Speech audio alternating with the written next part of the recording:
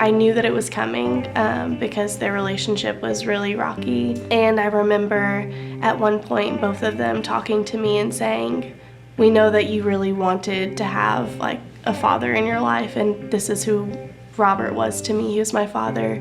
And we've tried to hold it together until you were done with high school. But I don't think that we can anymore." From my junior year on, I basically lived life just trying to have the approval of God and my parents and friends. So I just lived by kind of this a point system in a way. I just wanted to do the right things and hold my moral standards so that I would have that approval.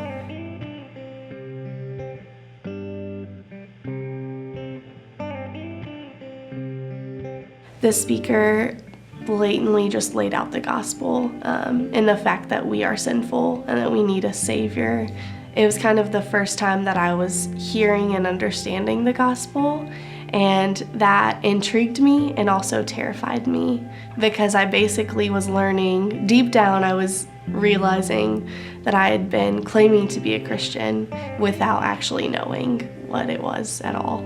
So yeah, at that same meeting that night, there's a woman who was on volunteer staff with Campus Outreach, and she just introduced herself to me. She had a very different background from me and also just had just this kind of sweetness and kindness and an understanding of God that I didn't have at all. She started to ask me spiritual questions, and it felt different. Like no one had ever really asked me those questions before. And she asked me, "What is my relationship with God?" And I remember kind of just staring at her blankly, saying, "I didn't know you could have a relationship." Eventually, I just remember her telling me, "It's not about me just picking and choosing where I want God to be in my life, but He actually needs to be the center of it. And I just need to come to a point of surrender and offer my life over to Him."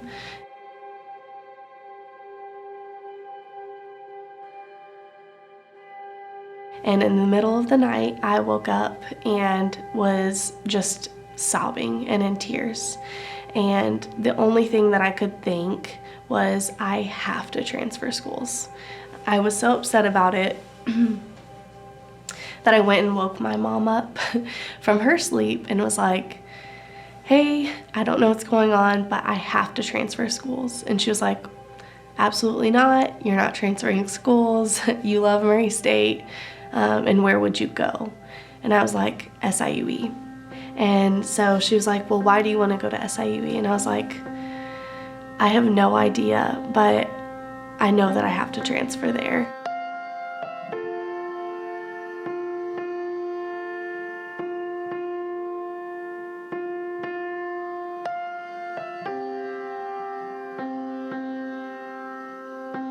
So I start to explain my story to her, and I get to college and I say, "I went to Murray State last year and was involved with a ministry called Campus Outreach, where I actually became a Christian." And I remember her just stopping, like her eyes just got really wide, and she was like, "I'm actually Campus Outreach, and we're coming to SIUE to start laboring on this campus and sharing the gospel with students here." I remember immediately getting really excited and emotional and thinking, not only has God answered my prayer of bringing someone who's been walking with the Lord into my life to do this with me here, but He's done it through the same ministry that I came to know Him through. After I met Alicia, I ended up being discipled by her throughout the rest of my collegiate career. I really started to just meet people in my classes, and I remember meeting two girls that were freshmen my junior year, and pretty quickly getting into spiritual conversation with them and inviting them to our weekly meeting we had on campus. It was really cool to just see how interested they were in who God was and what a relationship was like with him. Getting to see both of those girls come to know the Lord, all because I was just faithful to share who he was with them, and he was just faithful to save them. I just remember being kind of just excited to give my life in that way, and wanting to see it happen again and again.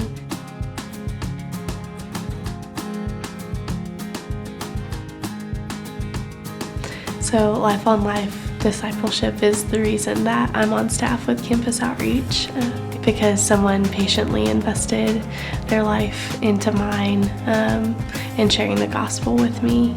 So my hope is that I can continue to do that same thing and just invest in women and share the gospel on the college campus at Lindenwood University.